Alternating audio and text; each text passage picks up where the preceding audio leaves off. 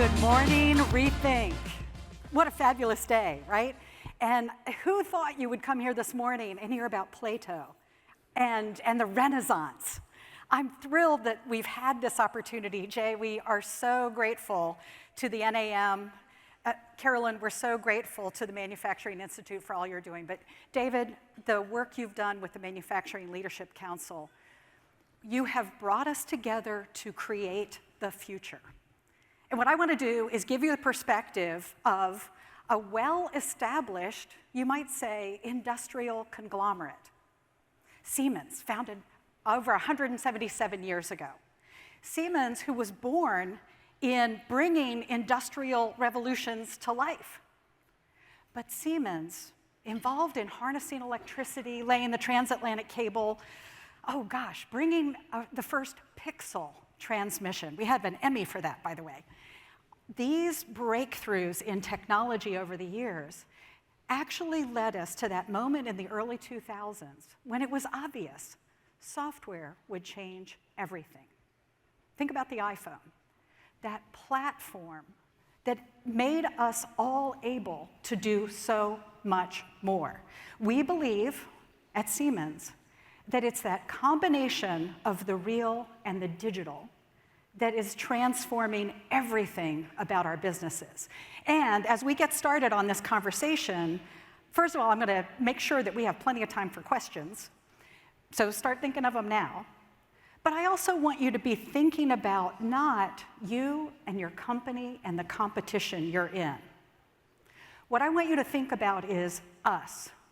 All of us are in competition against global megatrends. Now, Siemens built its strategy around 5 global megatrends: climate change, urbanization. 75% of the world's population will live in cities in the year 2050. Aging populations everywhere. The first person who will live to be 150 has already been born. I tell my kids all the time, I'm living to 120, so plan for that. The supply chain has become ever more global. That's a mega trend, but we've recently shifted our focus to globalization. And then finally, the digitalization of everything. Those mega trends, that's what we're all up against, and the world needs makers.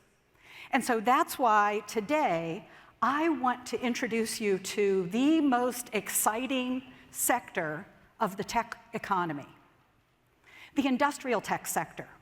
What am I talking about here? The technologies that combine the real and the digital. You've heard it said that the funny thing about the real world is it's the only place you can get a hot meal, right?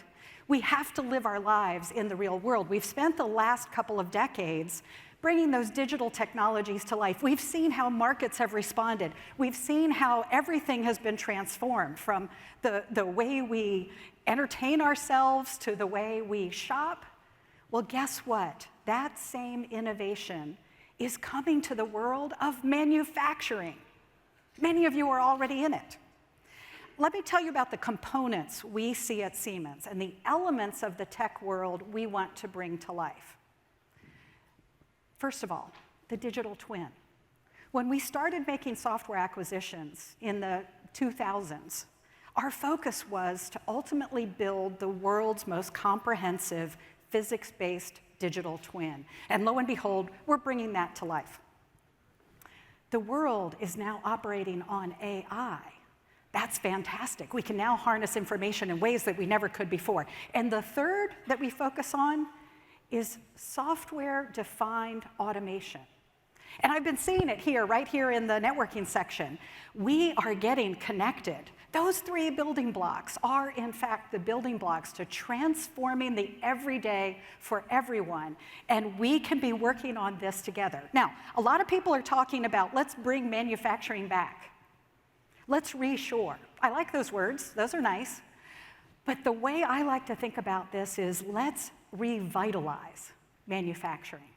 Join me, if you will, in this discussion about the most exciting sector in tech. How are we going to revitalize manufacturing? In the United States, 98% of our manufacturers are small and medium enterprises. At Siemens, we work with 12,000 suppliers across the United States. We're well aware in our own operations of how hard it is to take existing operations and drive change. But what I want us all to be thinking about is the potential of actually repurposing what we have. And I'm looking at John Dolan. John, can you raise your hand? John Dolan is a leader in our electrical products division. And John is one of those leaders who understood early that digital transformation happens at the grassroots level. Gosh, what are the first things that we need to do? First, we've got to put tools into the hands of the people who get the work done. And what John's team did is they created multi-generational teams. Boy, we've got veterans of manufacturing with decades of experience. Everybody talks about the reskilling that's needed. What John and his team did is they started to insert digital natives into our own operations. In doing that, we got on the train and figured out a way to get started in our own digital transformation. But what's amazing is we can be thinking about the existing infrastructure we have and bringing more power to it.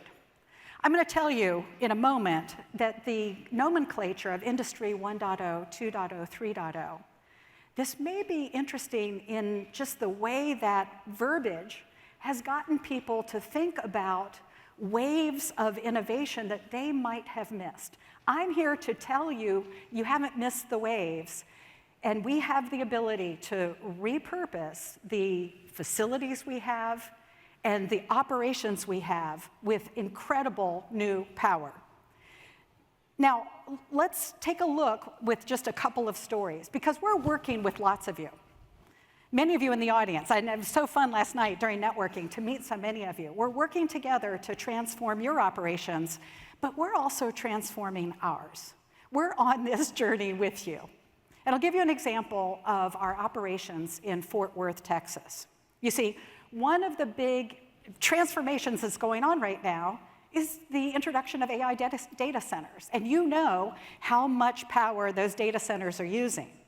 Turns out, John and his team, the Siemens team, creates the low and medium voltage products that move electricity around at the grid edge. By the way, the grid edge, one of the most exciting places in the economy right now. We had a hyperscaler who came to us and said, I can't build my new AI data centers fast enough. I need more electrical switchgear.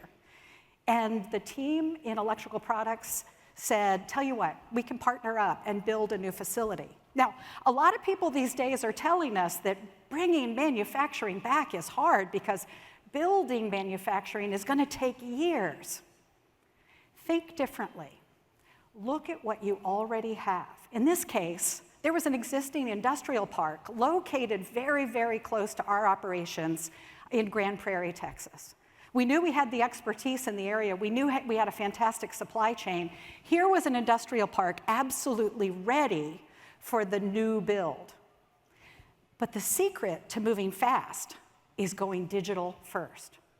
The team built a digital twin of the equipment they intended to build. They built a digital twin of the actual manufacturing line. And I am here to tell you that within 15 months, that team got this factory ready to go. Here's a team that has they've been working at a craft, again, a craft for decades. They've got master manufacturers who know exactly how things are supposed to be built. What's going to happen in this Fort Worth facility?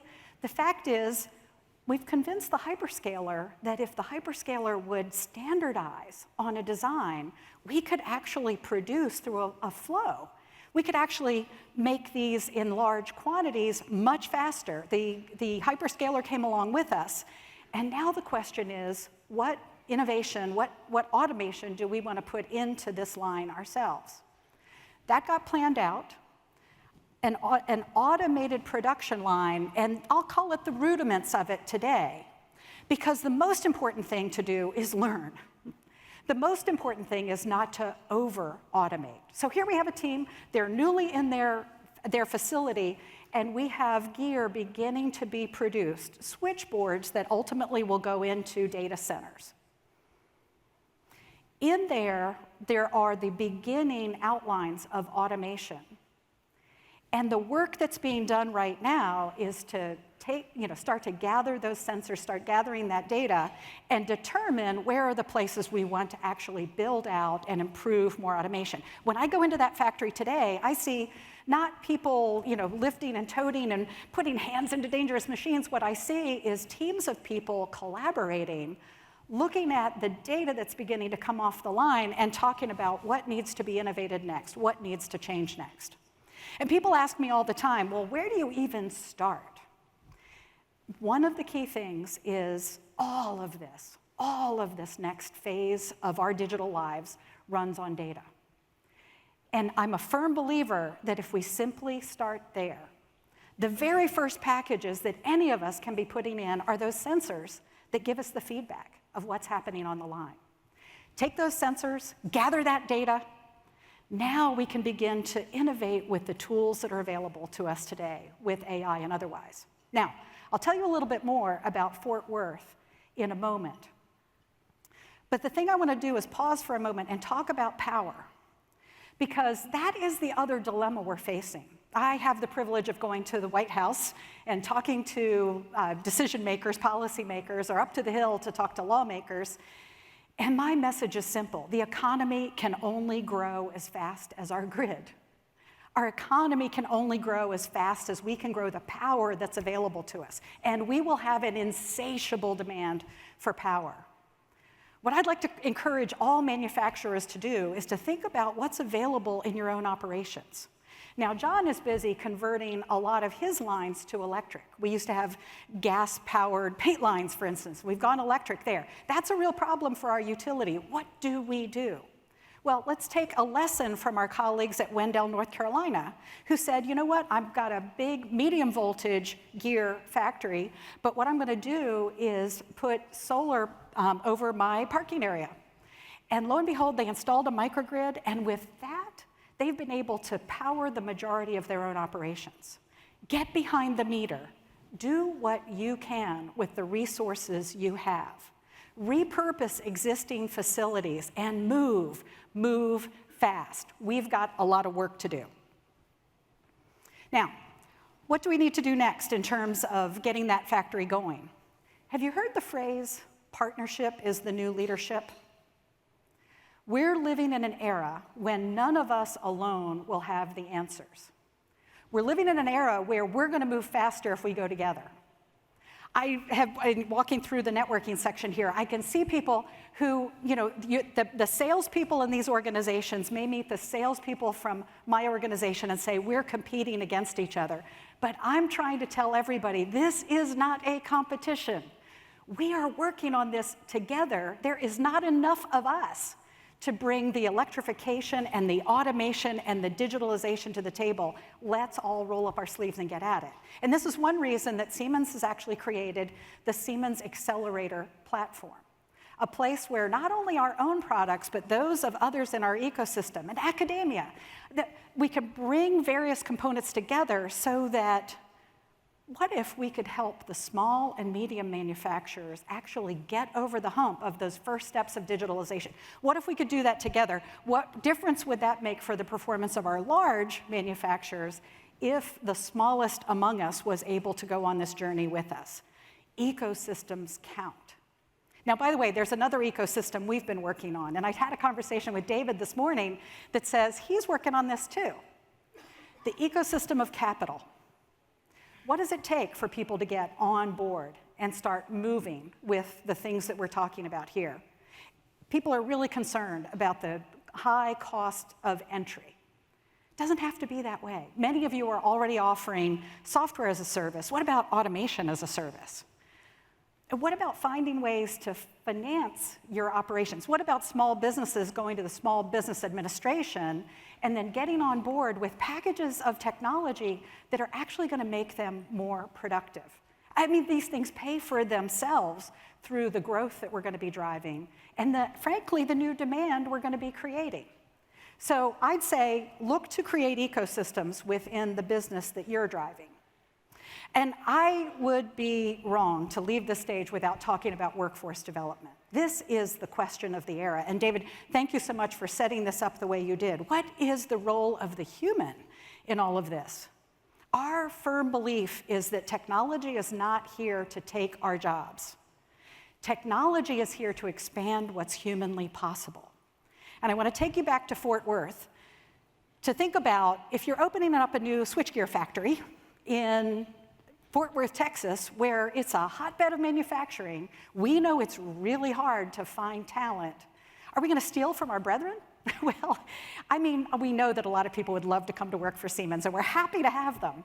But we're also thinking about people who maybe never considered manufacturing at all. The team in Fort Worth actually broke the mold again.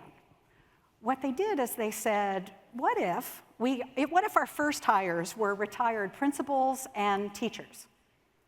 How about we build a curriculum that involves a couple of weeks in a classroom-like setting, then moves people into a virtual environment where they get the experience of what will be their work on the manufacturing floor, and then ultimately moves them onto the manufacturing floor with some veterans along the way.